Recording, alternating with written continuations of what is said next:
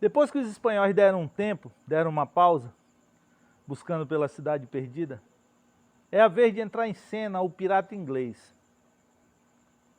O ano é 1595, época de ouro da pirataria, período em que o espetacular e o sobrenatural tomava conta das melhores mentes. O pirata inglês, ele resolve vir em busca dessa história. Então ele sai da Inglaterra, atravessa o oceano e vem para o Mar do Caribe. Aqui, ele adentra pelo Delta do Orinoco e vai parando na beira do Orinoco, fazendo a sua investigação. Vai tratando os nativos como donos da terra, né, sem escravizá-los ou coisa parecida. Um verdadeiro cavalheiro. E quando ele adentra pelo Orinoco, ele sobe o Orinoco, até hoje, mais ou menos onde está a cidade de Porto Ordaz, na Venezuela, ali ele resolve subir um outro rio chamado Caroni, que na língua indígena significa diamante, o nome do rio. Esse Caroni, ele desce do sul da Venezuela. E aí, Walter Raleigh segue com guias indígenas, fazendo contato com as tribos, descobrindo onde estava.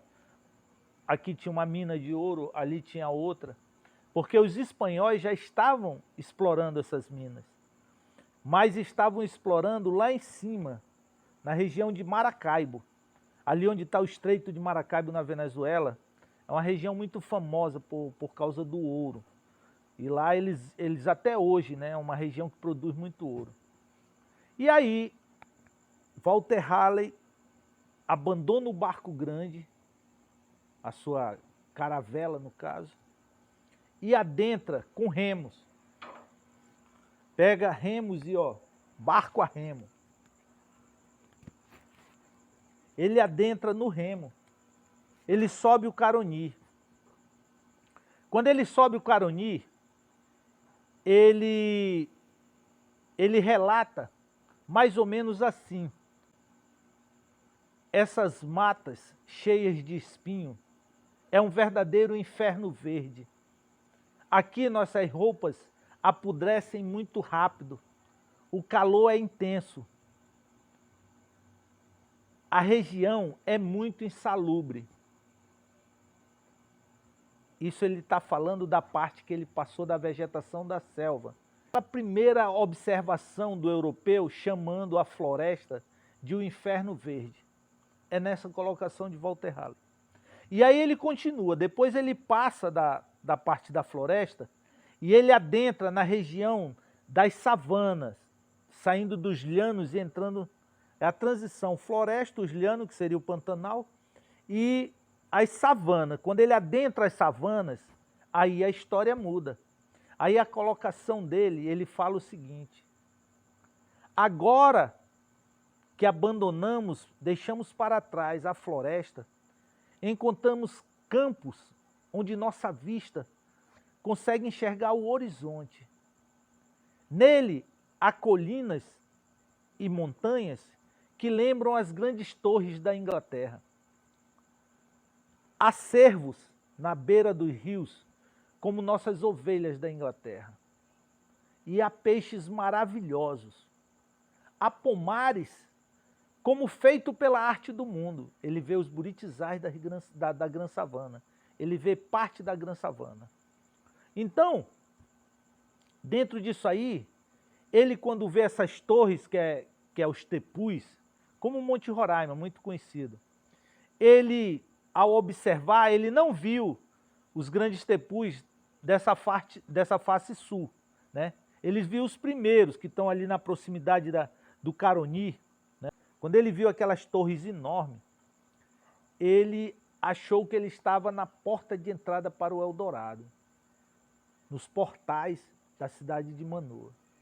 Ele pegou esse indígena que estava com ele e disse assim: agora você vai guiar a gente por dentro dessa campina aqui e nós vamos atrás da cidade. O índio disse: não, aí eu não entro, O senhor pode me matar agora. Pode descarregar sua arma em mim aí, que eu não entro aí. Aí ele disse, por quê? Então o índio falou para ele que não entrava ali por causa dos canaimés, né? Canaimé, segundo eles, eram umas tribos que viviam aqui de antropófago nessa região, que compreende a Gran Savana. Tanto é que até hoje o Parque Nacional tem um nome lá. Dentro da Venezuela, hoje é um parque nacional, essa região que eu estou falando, e o nome do parque é Canaima, né? Uma homenagem a esse grupo, né?